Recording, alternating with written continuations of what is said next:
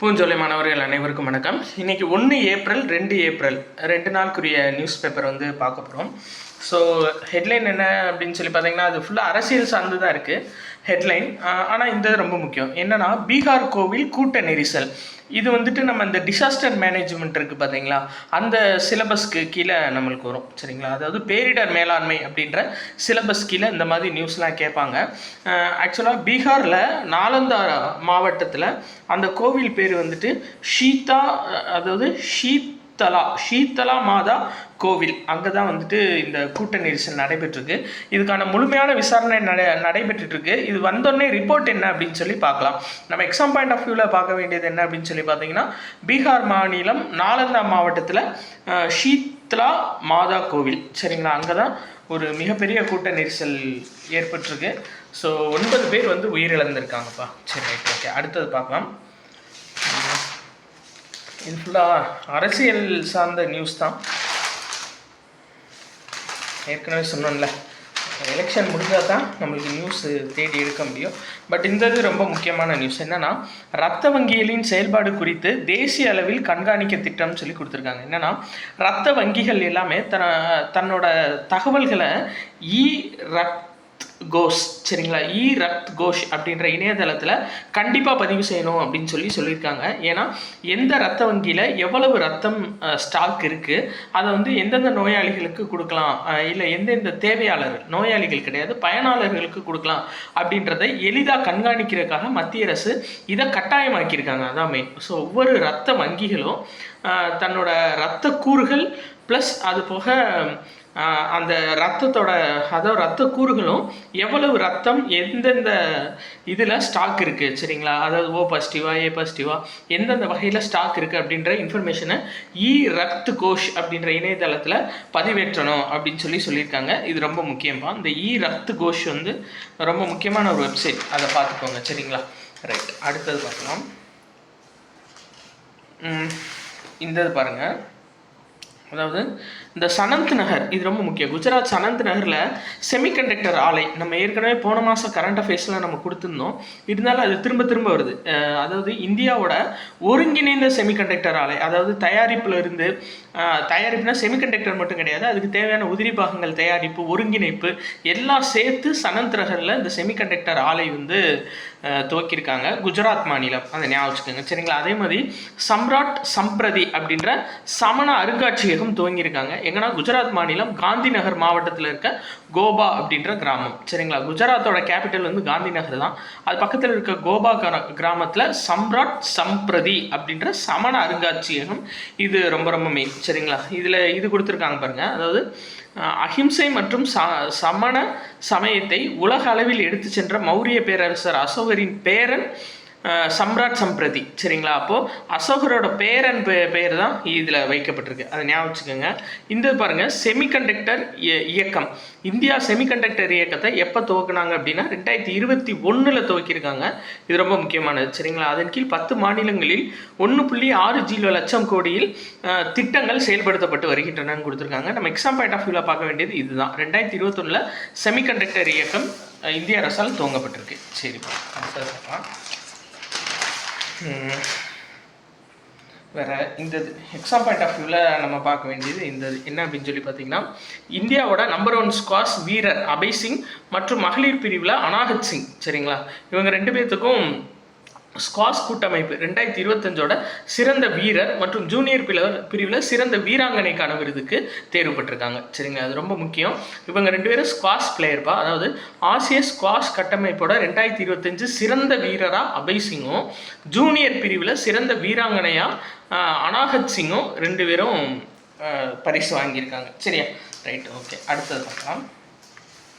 இந்த புதிய வருமான வரி சட்டம் ஏற்கனவே பார்த்துட்டோம்.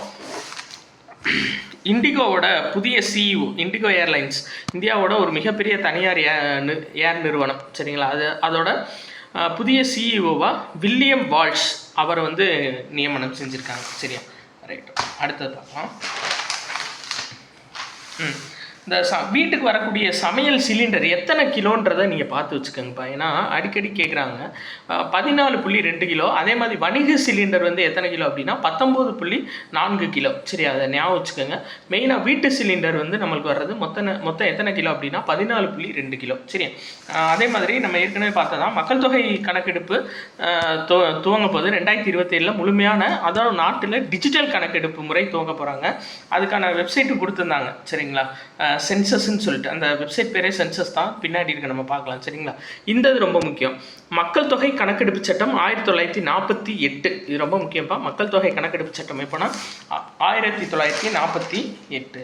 ஆந்திர மாநிலத்துக்கு இனி ஒரே தலைநகரம் அமராவதி. ஒரு வழியாக முடிவுக்கு வந்துட்டாங்க. சரிங்களா, ஆந்திரத்துக்கு எது தலைநகரம், விசாகப்பட்டினமா இல்லை 4 தலைநகரமா அப்படிலாம் இருந்துச்சு. பட் ஆந்திர மாநிலத்துக்கு இனி ஒரே தலைநகரம் அமராவதி தான் அப்படின்னு சொல்லிட்டு மசோதாவும் நிறைவேற்றிட்டாங்க. ரைட், அடுத்தது பார்க்கலாம்.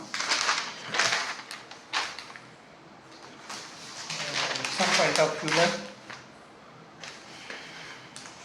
இந்த பேப்பர்ஸில் எதுவும் இல்லை.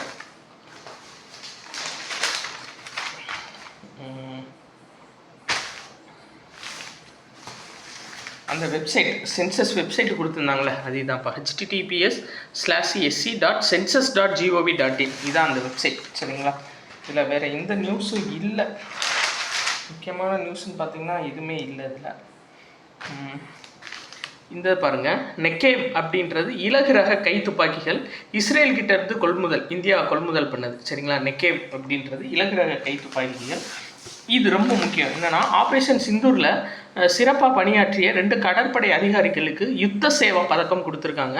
ஒருத்தர் யாருன்னு சொல்லி பார்த்தீங்கன்னா பிரமோத். சரிங்களா, அவருக்கான ரேங்க் கொடுக்கல, பட் பதக்கம் வந்து கொடுத்துருக்காங்க. சரிங்களா, என்னென்னா யுத்த சேவா பதக்கம். ஆப்ரேஷன் சிந்தூரில் சிறப்பாக பணியாற்றிய கடற்படை அதிகாரிகளுக்கு ஒருத்தர் பேர் பிரமோத், இன்னொருத்தர் யார் அப்படின்னா துணை அட்மிரல் சரிங்களா கோகலே, அவருக்கும் கொடுத்துருக்காங்க. மெயினாக அந்த துணை அட்மிரல் கோகலே என்ன பண்ணியிருக்காரு அப்படின்னா, அதாவது 96 மணி நேரத்துக்குள்ளே 22 போர்க்கப்பல்களை தயார் நிலைக்கு கொண்டு வந்தது. சரிங்களா, வெறும் 96 மணி நேரத்தில் 22 போர்க்கப்பல்களை தயார் நிலைக்கு கொண்டு வந்து ஒரு போருக்கான ஒரு முழு தயார் நிலைக்கு கொண்டு வந்தவர் அட்மிரல் கோகலே. அவருக்கும் ப்ளஸ் அது போக கடற்படை நடவடிக்கைகளை ஒருங்கிணைத்ததில் முக்கிய பங்கு வகித்த பிரமோத், இவங்க 2 பேர்த்துக்கும் யுத்த சேவா பதக்கம் கொடுத்துருக்காங்க. சரியா, ரைட். இது கடற்படை தலைமை தளபதி தினேஷ் கே திரிபாதி அவர் கொடுத்துருக்காரு. ஓகே, மொத்தம் இந்த இப்போது ஃபிஃபா 2026 கால்பந்து உலகக்கோப்பை வந்து நடைபெற போகுது. அதில் 48 அணிகள் வந்து விளையாட போகிறாங்க. அந்த தகுதி சுற்றில் பார்த்தீங்க அப்படின்னா, அதாவது 40 ஆண்டுகளுக்கு பின் உலகக்கோப்பை தகுதியில் வெற்றி பெற்றது ஈராக். சரியாப்பா, ரொம்ப முக்கியம். ஈராக் வந்து 40 ஆண்டுகளுக்கு அப்புறம் உலகக்கோப்பை தகுதி போட்டியில் உலகக்கோப்பைக்கு தகுதி ஆகிருக்கு. சரிங்களா, உலகக்கோப்பை போட்டிக்கு தகுதி ஆகிருக்கு ஈராக் அணி. பட் என்ன அப்படின்னு சொல்லி பார்த்தீங்கன்னா, இத்தாலி வெளியில் போயிட்டாங்க. அவங்க வந்து கடைசியாக 2006 வந்து சாம்பியன் பட்டத்தை கைப்பற்றினாங்க. பட் சாம்பியன் பட்டத்தை கைப்பற்றினவங்களாலேயே தொடர்ச்சியாக இதுக்குள்ளே வர முடியல. சரியா, ஆனால் ஈராக் வந்து வந்துட்டாங்க. 40 வருஷத்துக்கு அப்புறம் ஃபிஃபா வேர்ல்டு கப்பில் இன்னி ஈராக் அணியும் விளையாடும். சரிங்களா, 48 அணிகள் தேர்வு செய்யப்பட்டதில் ஈராக்கும் ஒன்று. ஸோ அவ்வளோதான்ப்பா. ஸோ மார்ச் மாதத்துக்கான கரண்ட் அஃபேர் நம்ம விட்டுட்டோம். அதுக்கான பிடிஎஃப் வேணும் அப்படின்றவங்க 8677222090 அப்படின்ற நம்பருக்கு வந்துட்டு நீங்கள் 20 rupees ஜிபே பண்ணிவிட்டு நீங்கள் அதோட ஸ்க்ரீன்ஷாட்டை இது வாட்ஸ்அப் நம்பருக்கு சென்ட் பண்ணிங்கன்னா நீங்கள் கரண்ட் அஃபேர்ஸ்க்கான பிடிஎஃப் வாங்கிக்கலாம். இல்லை 6 monthsக்கான கரண்ட் அஃபேர்ஸ் வேணும்னா நம்ம மேதகு புக்கு இதே நம்பருக்கு நீங்கள் கால் பண்ணி நீங்கள் பர்ச்சேஸ் பண்ணிக்கலாம்ப்பா. நன்றி.